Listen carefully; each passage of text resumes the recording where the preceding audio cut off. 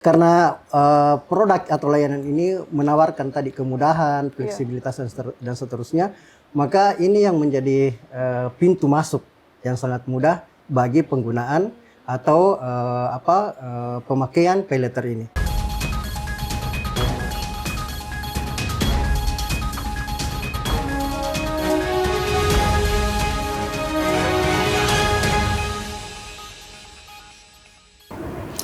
Halo pemirsa, senang sekali saya, Nadina Vita Wulandari, dapat kembali menyapa Anda dalam Econo Talks.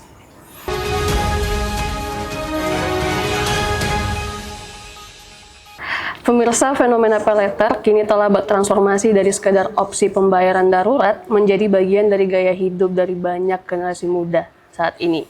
Di balik jargon kemudahan, beli sekarang bayar nanti, tersimpan potensi ilusi finansial yang dapat membuat konsumen abai terhadap akumulasi hutang jangka panjang. Kita perlu membedah secara kritis pemirsa untuk menilai apakah inovasi digital ini benar-benar mencerminkan inklusi keuangan yang dapat memberdayakan atau justru menjadi pola konsumsi baru yang menjerat perilaku impulsif di masyarakat. Melalui episode Econo Talks kali ini, kita akan mengurai bersama bagaimana tantangan yang melekat dan apa juga peluang dari layanan paylater dan cicilan digital. Kita akan membahasnya bersama narasumber yang sangat luar biasa pemirsa. Beliau merupakan dosen Fakultas Ekonomi dan Bisnis Universitas Hasanuddin. Mari kita sambut Bapak Dr. Nur Alamsyah, SE MSI. Halo Bapak, apa kabar? Baik, alhamdulillah. Baik Pak, kita akan mengawali perbincangan kita ya Pak. Fenomena paylater ini sudah sangat menjamur ya Pak ya, apalagi di era digital. Nah, menjadi pertanyaan besar Pak, apakah kemunculannya ini hanya dipicu oleh perkembangan teknologi atau juga menandakan bahwa adanya pergeseran pola konsumsi dari masyarakat Pak? Oke. Jadi kalau dilihat ya, betul dilihat dari perkembangannya ini sangat menjamur, bahkan di luar dari prediksi ya. Pemicu mungkin yang pertama, saya malah melihat pertama dipicu oleh pengguna atau market share atau pertumbuhan pengguna internet itu yang sangat luar biasa pertumbuhannya. Yeah. Pada saat terjadi COVID atau Corona ya, pengguna internet itu sangat melonjak besar ya. Jadi dulu generasi Gen Z mungkin sedikit yang menggunakan internet, tapi karena kondisi yang memaksa mereka, di mana ada dari belajar online dari belajar offline ke online, memaksa mereka untuk menggunakan gadget ya. Gadget, iya. Nah disitulah pertumbuhan pengguna internet itu sangat besar. Nah ini adalah peluang dan kesempatan besar atau peluang yang ditangkap oleh pelaku usaha ya Pak? Ya perusahaan-perusahaan yang bergerak di dunia industri komputer atau internet melihat perkembangan ini, ya mereka dari situ mereka berusaha untuk menawarkan berbagai macam komunikasi atau penggunaan komputer yang bisa memenuhi keinginan dan harapan dari konsumen. Itu yang pertama. Jadi pertumbuhan pengguna internet ini yang sangat memicu. Di mana ada peluang pasti ada yang menawarkan ya. Itu dalam industri bisnis. Baik. Kemudian yang kedua ya perkembangan teknologi. Mau tidak mau perkembangan teknologi ini ya karena mereka melihat ya pertumbuhan market dan pertumbuhan pengguna internet ini begitu banyak, maka mereka berusaha ya, dan perusahaan-perusahaan yang bergerak di industri teknologi ini yang mengeluarkan begitu banyak biaya ya terkait dengan R&D ya, dan mereka melihat berbagai peluang, kebutuhan, keinginan dan ekspektasi dari masyarakat, maka mereka menawarkan berbagai vintage seperti itu juga ya. Financial teknologi salah satu dari produk yang mereka tawarkan, dan terbukti ketika mereka menawarkan itu begitu banyak masyarakat yang menggunakannya. Kemudian karena adanya tawaran, maka pola konsumsi masyarakat juga berubah. Kenapa? Karena berbagai kemudahan yang ditawarkan, ya fleksibilitas pembayaran dan seterusnya, yang membuat dulunya mereka mungkin memiliki hambatan untuk belanja dan seterusnya, dengan adanya kemudahan, dengan adanya online ya, dengan adanya fleksibilitas dan seterusnya, maka mereka mudah untuk untuk melakukan transaksi. Jadi, Ya. jadi karena kemudahan dan ini terjadi pergeseran pola konsumsi dari masyarakat ya Pak ya. Ya. Dan peluang juga karena kondisi sehingga fintech ini bertumbuh dengan sangat cepat dan banyak digunakan oleh masyarakat pada saat itu. Sehingga berlanjut sampai saat ini. Lalu Pak, sebenarnya bagaimana mekanisme kerja paylater dan cicilan digital ini Pak? Karena banyak masyarakat yang mungkin kurang mengetahui tentang bagaimana mekanisme bisnis dari paylater atau cicilan digital dan seperti apa sih Pak sebenarnya penyedia layanan ini mendapatkan keuntungannya Pak? Oke, baik. Yang pertama ya, karena produk atau layanan ini menawarkan tadi kemudahan, fleksibilitas dan seterusnya, maka ini yang menjadi pintu masuk yang sangat mudah bagi penggunaan atau pemakaian paylater ini. Di paylater itu ya,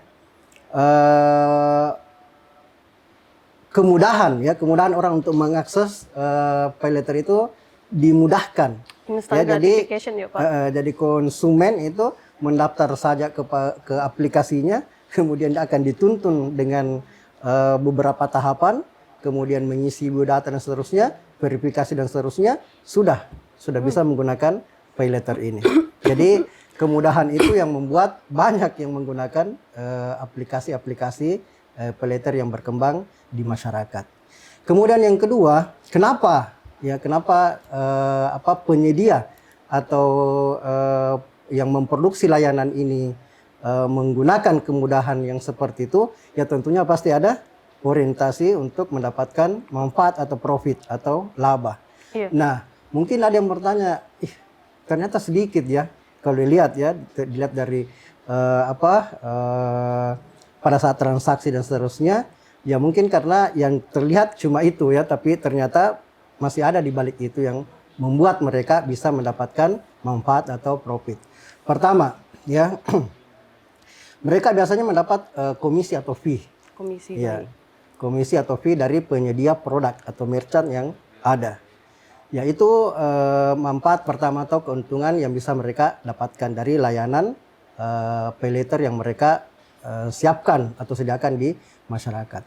Kemudian yang kedua, ada administrasi yang ditanggung oleh konsumen, ya, yang akan dibayarkan untuk penyedia layanan ini. Jadi di samping mereka mendapatkan fee dari penyedia produk, mereka juga mendapatkan biaya dari konsumen. Iya, ya. jadi multi side ya Pak. Jadi multi ya.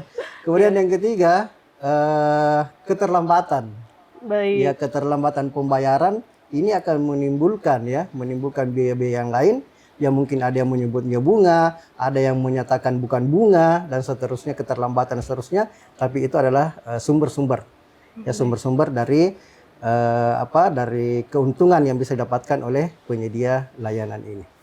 Nah, sangat menarik ya, ternyata mereka mendapatkan profit ini dari dari pedagangnya iya, dari platformnya iya, dari konsumennya iya. Dan ini menjadi menarik Pak. Paylater ini kan berkembang sangat pesat ya Pak, seperti yang tadi dikatakan. Nah, sebenarnya apa faktor fundamental yang memicu pergeseran preferensi masyarakat Pak? Kan dulu orang kalau misalnya namanya cicilan ya Pak, kan sadar ini hutang, tapi kan sekarang ternyata ada pergeseran dari sisi psikologis keuangannya juga Pak.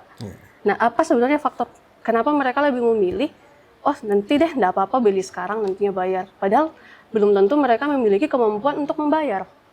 Kira-kira apa Pak? Jadi, fundamentalnya ini. Ya, ini yang pertama ya, mindset. Mindset terhadap utang itu atau kata utang itu berubah. Ya. Dulu persepsi utang itu negatif. Ya, di masyarakat itu negatif.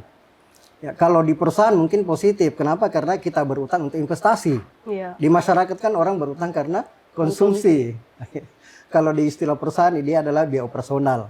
Iya. Ya. Itu tidak mengapa ya, tapi kalau di rumah tangga biaya ini bukan termasuk biaya untuk memproduksi barang, tapi dia menghabiskan. Ya, dia jadi menghabiskan. returnnya nol, kan Pak. Jadi itu yang pertama, mindset ya. Jadi berubah ya, utang menjadi pembelian.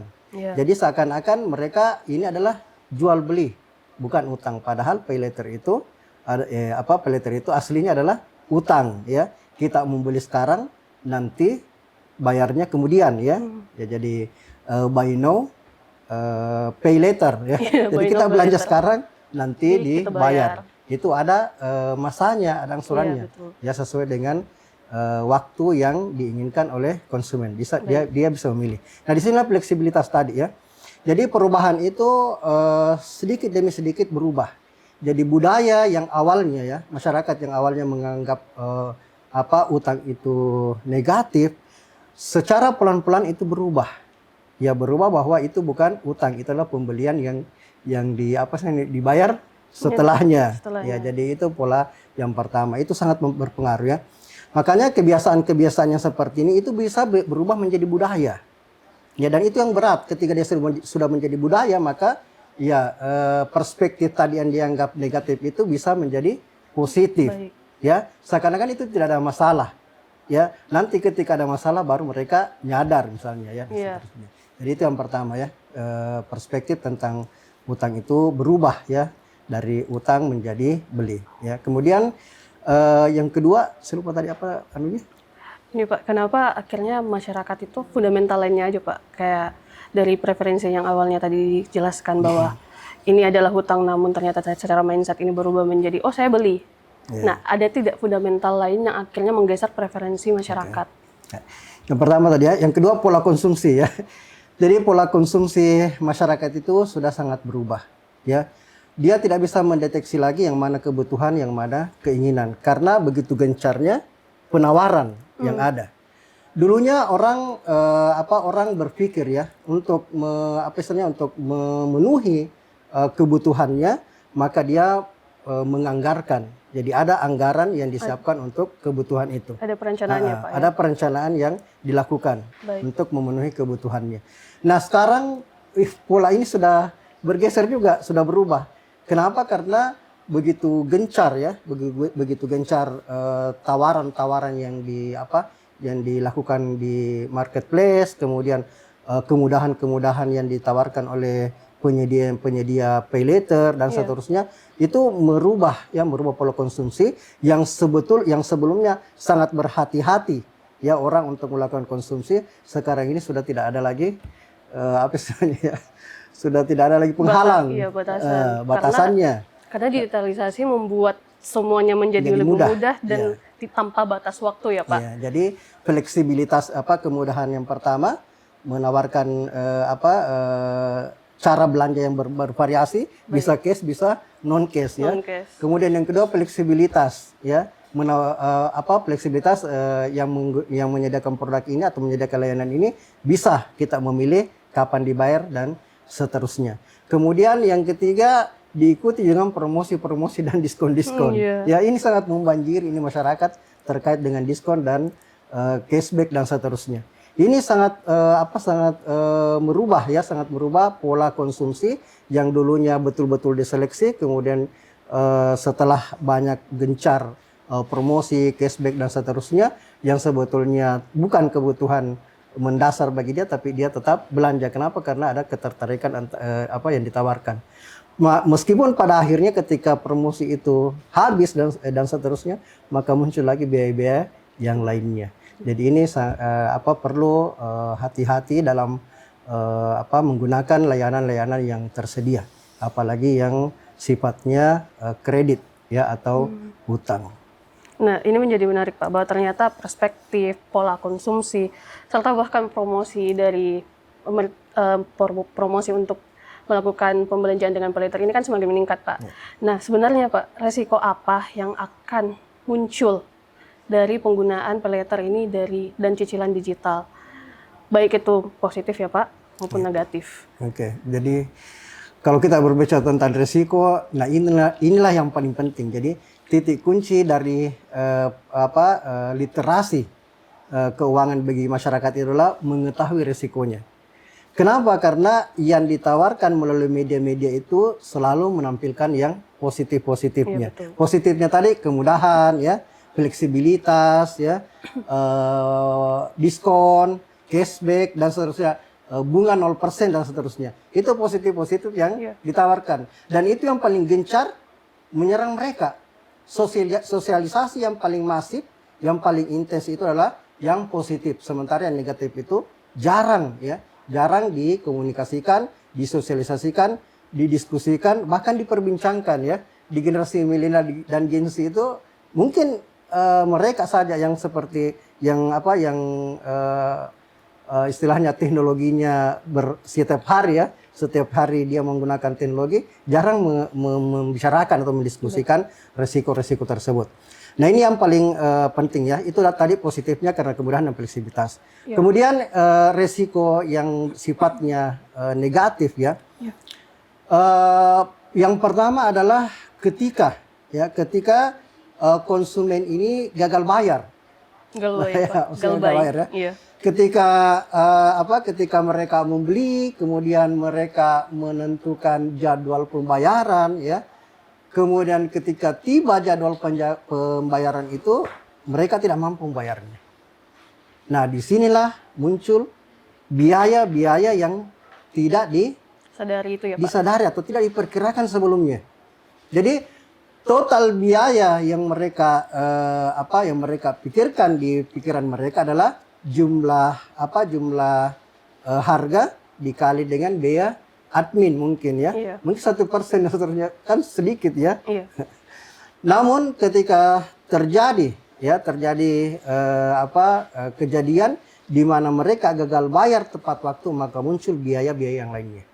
Ya, muncul bunga dan lain sebagainya yang mereka mungkin tidak bisa prediksi. Yang tidak disadari oleh mereka. Banyak resiko-resiko muncul akibat kegagalan pembayaran tidak sesuai dengan waktunya atau tepat sesuai jadwal. Baik. Ya, yang di administrasi mungkin juga bisa lebih besar akibat keterlambatan pembayaran. Yang kedua terkait dengan bunga. Ya, kalau bunganya per bulan ya mungkin orang menganggap sedikit ya. Tapi kalau mingguan atau harian bunga yang ditanggung oleh konsumen, wah itu berbahaya. Baik. Kenapa berbahaya? Karena mereka tidak siap. Jadi kebanyakan konsumen tidak siap dengan konsekuensi yang ada. Baik. Ya itu yang paling berbahaya ya. Akhirnya mereka gagal bayar dan seterusnya, terjadi penyitaan ya. Aset-aset yang sebelumnya mereka miliki mungkin akan disita dan seterusnya. Yang membuat mereka baru nyadar bahwa ternyata konsumsi dari produk yang saya beli itu ternyata sangat kecil dibandingkan pengorbanan yang saya harus relakan iya. Atau harus keluar atau harus lepas dari diri mereka. Jadi itu yang resiko ya, resiko yang berikutnya. Kemudian resiko yang lain ya itu juga terkait dengan total pembayaran ya. Baik. Jadi total pembayaran yang mungkin berada di pikiran konsumen atau kebanyakan dari konsumen itu tadi harga jual dibagi dikali biaya ditambah dengan biaya administrasi. Ya, tapi ternyata setelah mereka gagal bayar seharusnya mereka tidak memprediksi bahwa total bayar itu jauh melebihi daripada harga jual. Kalau mereka istilahnya gagal bayarnya berkali-kali ya. Iya, karena ada bunga. Gagal pertama, gagal kedua, dan seterusnya. Setelah gagal ketiga dan keempat dan seterusnya, itu yang paling resiko yang paling berat ya bagi keuangan ya, bagi keuangan masyarakat. Kemudian yang berikutnya resiko ketika mereka tidak memahami syarat S dan K, syarat dan ketentuan ya. Jadi biasanya penyedia layanan itu selalu ada syarat dan ketentuan berlaku. Nah ini yang risiko yang ditanggung oleh konsumen ini ketika mereka tidak memahami syarat dan ketentuan itu. Kemudian ketika mereka tidak mampu memenuhi syarat dan ketentuan itu, mereka juga tidak bisa memprediksi. Ya, mereka tidak bisa memprediksi apa yang akan terjadi selanjutnya atau berapa biaya yang muncul akibat ya syarat dan ketentuan ini tidak terpenuhi. Ya, jangankan di Indonesia ya, bahkan di Australia ya saya membaca jurnal penelitian dari Commonwealth yang ada di Australia.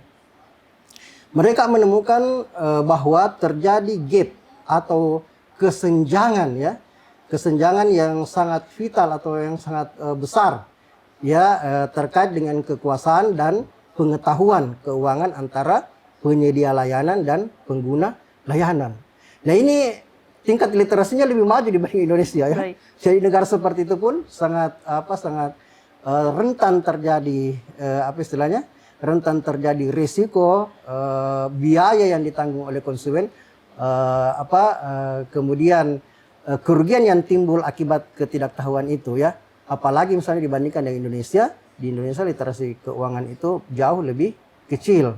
Maka potensi risiko yang tidak bisa tertangani atau risiko yang tidak bisa dimitigasi itu malah semakin besar. Baik Bapak, Gitu. kita akan melanjutkan diskusi kita tentang hal ini. Pemirsa, kita akan melanjutkan diskusi tentang cicilan digital dan paylater ini setelah jeda iklan berikut ini. Tetaplah bersama kami.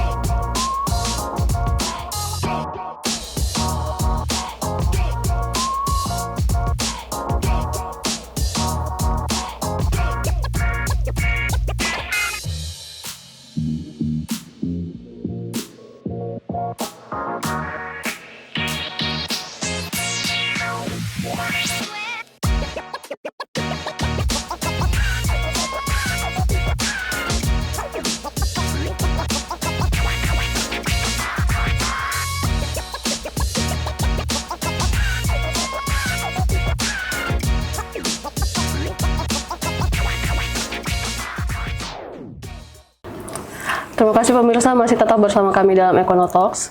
Pemirsa, kita akan melanjutkan diskusi kita tentang paylater dan cicilan digital. Nah Pak, mungkin bisa dilanjutkan lagi tentang resiko apa saja yang akan muncul dari cicilan digital ini atau paylater. Oke, lanjut ya. Jadi berikutnya mungkin pembelian impulsif ya.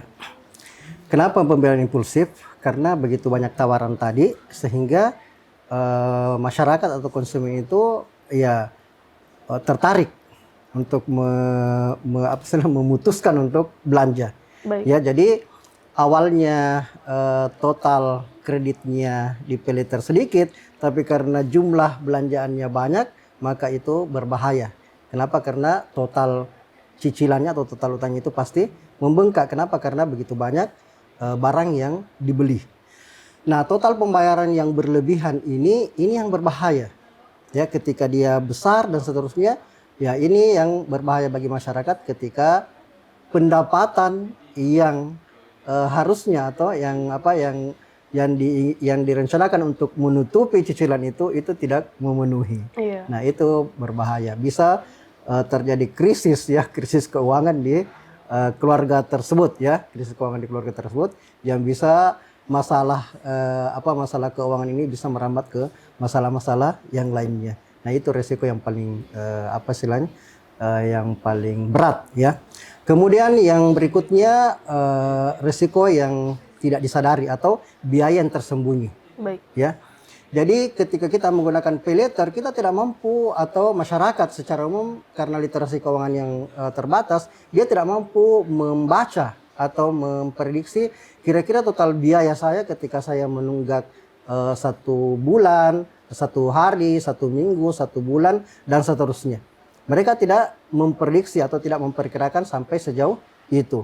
Nah, ketika terjadi yang seperti ini, itu di luar dari prediksi mereka, maka mereka bisa betul-betul bisa membengkak utang atau kredit yang harus dibayar oleh mereka. Ya. Dan salah satu kunci ya dari pengelolaan manajemen keuangan, ya harusnya yang saya katakan tadi bahwa kalau di tingkat corporate atau perusahaan itu kita meminjam karena investasi. Iya benar. Nah, kemudian biaya lain-lain dan seterusnya itu biasanya cuma 10%. Nah, ini kan tidak ada struktur ya, tidak ada struktur pembelanjaan yang mungkin mereka rencanakan sehingga ketika total pembiayaan itu misalnya harus dibayarkan pada saat jatuh tempo itu sudah melebihi dari 10%, bisa jadi mungkin sampai 40 atau 50%. Nah, ketika 50% yang terjadi, maka itu bisa mengguncang keuangan Dari keluarga. keluarganya. Iya, jadi itu resiko-resiko mungkin yang penting. Menarik sekali Pak. Karena ternyata paylater ini kan banyak menipu persepsi ya Pak, Ya. bahwa ternyata cicilan saya kecil gitu. Jadi nggak apa-apa untuk terus melakukan pembelanjaan dengan paylater. Tidak menyadari. Tidak menyadari hal itu. Tidak menyadari, akhirnya belanja-belanja, ternyata di akhir pembayaran, total pembayarannya membengkak jauh melebihi daripada apa yang disadarinya. Baik. Nah Pak, jika demikian ada tidak sih Pak kunci agar masyarakat ini bisa menyadari bahwa cicilan kecil ini mungkin suatu saat nanti akan menjadi kunci masalah keuangan yang sangat serius. Ada tidak Pak tanda-tanda awalnya? Supaya masyarakat sadar, cicilan paylater saya sudah melebihi batas kemampuan saya. Kira-kira ada tidak Pak? Oke, kalau di tingkat perusahaan kita biasanya melihat dari likuiditasnya. Baik. Ya, jadi likuiditas itu rasionya itu adalah kas lancar dibagi dengan utang lancar. Ya, biasanya itu 1 dianggap sudah maksimal ya, 1. Nah, ini juga bisa kita bawa kepada masyarakat ya. Baik. Jadi caranya untuk mendeteksi bahwa ini sudah bermasalah ketika utang lancar itu sudah melebihi daripada kesennya atau kas di tangan. Iya. Nah, ketika terjadi yang seperti ini, maka itu sangat itu sudah menjadi Warning ya, Pak. menjadi warning bagi masyarakat ya, bahwa apa yang diharapkan untuk membayar itu sebenarnya sudah melebihi daripada porsi yang disediakan tadi. Ya, jadi kalau misalnya di tingkat perusahaan ya, dana sehari-hari itu adalah 10% misalnya, tidak boleh kurang dari itu. Nah, ketika kurang dari itu, maka itu adalah warning sebenarnya. Tapi masyarakat kan kurang memperhatikan hal tersebut. Maka mungkin yang berikutnya adalah mungkin yang mereka perlukan adalah mengatur struktur pengeluaran dari pembelanjaan mereka. Ya, jadi pertama misalnya mereka harus membagi porsi pos-pos pengeluaran mereka. Ya, berapa untuk kebutuhan bulanan ya, berapa untuk biaya sekolah ya, berapa untuk investasi ya, karena investasi memang ini sangat penting ya. Iya. Kemudian berapa biaya untuk tabungan ya, kemudian berapa untuk biaya healing ya, bagi keluarga itu sangat penting karena kita harus menjaga keseimbangan ya. Iya, betul. Jadi porsi yang paling besar ya pastinya kebutuhan ya. Kebutuhan ya mungkin bisa sampai 50% ya. Itu porsinya. Kemudian yang kedua gaya pendidikan ya mungkin sampai 15% ya. Kemudian yang ketiga tabungan ya harusnya 10% juga mungkin ya. Investasi 10%, sisanya itu untuk membayar cicilan. Jadi saya mau menempatkan porsi yang paling kecil itu adalah cicilan. Kenapa? Karena dia mengganggu stabilitas. Ya, seharusnya biaya warning yang paling pertama yang harus disadari bagi masyarakat itu adalah kebutuhan ya.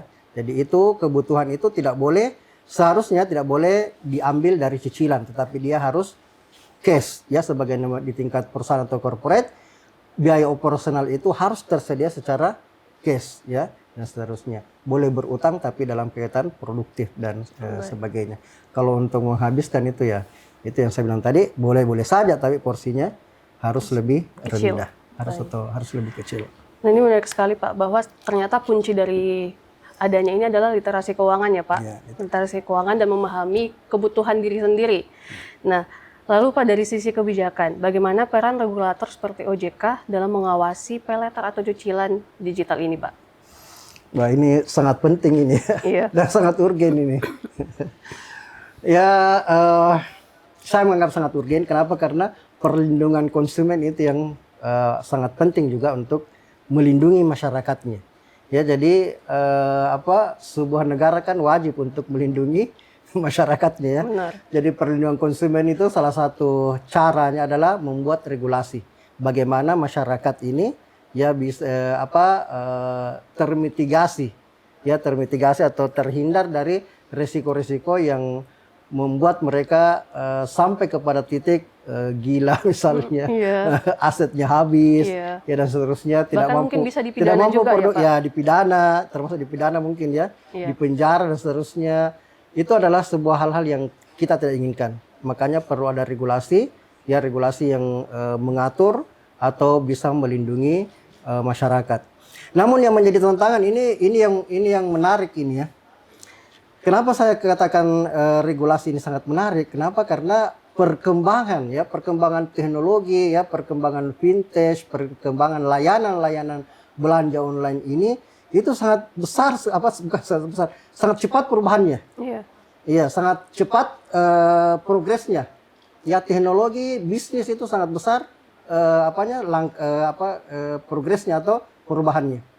Sementara regulasi kalau kita perhatikan itu cenderung lambat.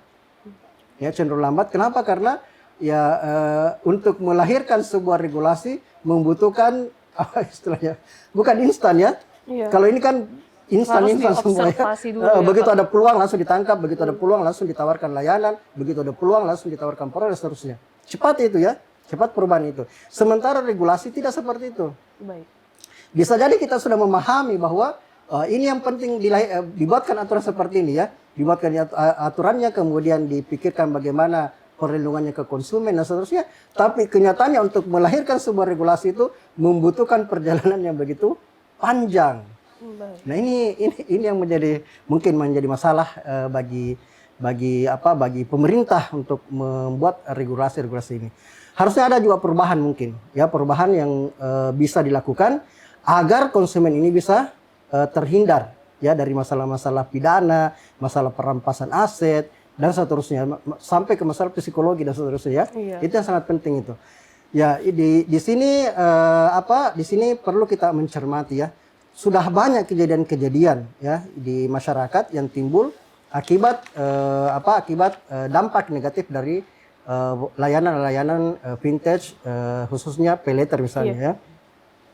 Tapi kan tidak begitu cepat itu, tidak begitu cepat aturan atau regulasi yang mendukung atau menjadi menjadi pengaduan ya, bagi masyarakat ketika mereka mendapatkan ya treatment dari kelalaian mereka. Baik. Nah ini yang menjadi tantangan besar, ya, menjadi tantangan besar bagi regulator, pengambil keputusan untuk regulator tersebut. Bahwa ternyata tantangan terbesarnya adalah kecepatan dari vintage ini lebih melebihi dari pembuatan regulasinya ya, Pak. Nah mungkin Pak sebagai closing statement, bagaimana seharusnya masyarakat ini menempatkan pay later dalam kehidupannya, Pak? Oke. Baik dari kehidupan sehari-hari atau seperti tadi yang Bapak katakan bahwa lebih baik ini adalah produktif, dan bagaimana lagi peran pemerintah ke depannya atau otoritas yang terkait, Pak, dalam memperketat pengawasan agar manfaat dari pay later atau cicilan digital ini lebih besar daripada resikonya, Pak? Baik. Jadi kalau saya memandang pay later, ya pay later itu harus hati-hati menggunakannya ya. Ya harus hati-hati penggunaan pay later ini. Kalau boleh jangan gunakan pay later pada saat darurat. Betul-betul pada saat darurat.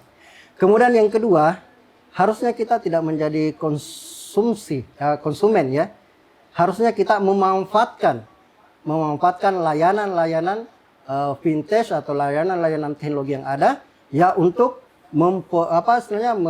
memasarkan ya produk-produk yang ada. Jadi bukan kita sebagai pelanggan, tetapi kita adalah produsen. Ya, jadi harus dirubah mindset itu bahwa layanan-layanan itu membuat kita menjadi konsumen, membuat kita menjadi hedonis dan seterusnya. Tidak boleh ya. Karena pertama ya, besarnya sebuah bangsa atau besarnya sebuah masyarakat atau individu bukan karena konsumsi mereka yang besar. Tetapi yang membuat mereka besar atau sejahtera itu ya karena produktivitas ya yang mereka miliki. Ya mereka meluncurkan berbagai produk baik produktif baik berupa produk maupun jasa. Itu yang harus ditanamkan ke mindset masyarakat kita. Bagaimana mereka membuat produk, kemudian baik produk maupun jasa, dan bagaimana produk dan jasa yang mereka buat itu mampu mereka menggunakan layanan-layanan yang ada tersebut. Ya itu yang kedua. Yang ketiga, ya seharusnya Indonesia seharusnya masyarakat kita membuat layanan yang serupa. Ya, yang sesuai dengan kultur budaya masyarakat Indonesia. Kenapa? Karena kalau peleter atau vintage yang ditawarkan oleh negara-negara lain itu memiliki asumsi-asumsi yang sesuai dengan negara mereka. Nah, kita juga memiliki asumsi-asumsi atau geografi, demografi, dan psikografi yang berbeda antara negara kita dengan negara luar. Jadi kita menyesuaikan ya. Jadi harusnya kita juga memproduksi layanan yang serupa, kemudian dimanfaatkan juga oleh masyarakat kita. Ya, jadi itu yang harus kita harusnya galakkan ya dari mulai sekarang, bahwa ya produktivitas yang harus diutamakan, kemudian bagaimana kita membuat layanan-layanan yang sesuai dengan keadaan atau kondisi lokal, ya, Pak. bangsa kita, baik secara geografi, demografi maupun psikografi. Baik, Pak, terima kasih untuk sarannya. Semoga dapat menjadi masukan untuk otoritas terkait ya Pak ya. Dan pemirsa, dari diskusi ini menegaskan bahwa pay later pada dasarnya adalah instrumen teknologi yang netral ya Pak. Yang dapat menjadi solusi manajemen arus kas atau justru dapat menjerat penggunanya pada masalah keuangan. Hal tersebut bergantung terhadap kedewasaan finansial dari penggunanya kembali. Sehingga pola pikir dari pengguna harus bergeser dari sekedar mampu beli menjadi mampu bayar. Dan literasi keuangan serta penguasaan regulator ini menjadi kunci utama ya Pak ya, agar kemudahan digital ini benar-benar dirasakan oleh penggunanya, bukan justru akan menjadi beban hutang konsumtif yang akan menjerat penggunanya di masa depan. Bapak, terima kasih atas waktu dan kesempatannya Pak. Luar biasa sekali insight-nya. Kami mengucapkan sekali lagi terima kasih. Dan untuk pemirsa, kami ucapkan juga terima kasih untuk tetap setia menyaksikan kami dalam Ekono Talks. Dan untuk itu, saya, Lani Novita Wulandari, mewakili seluruh kru yang bertugas, pamit undur diri. Terima kasih.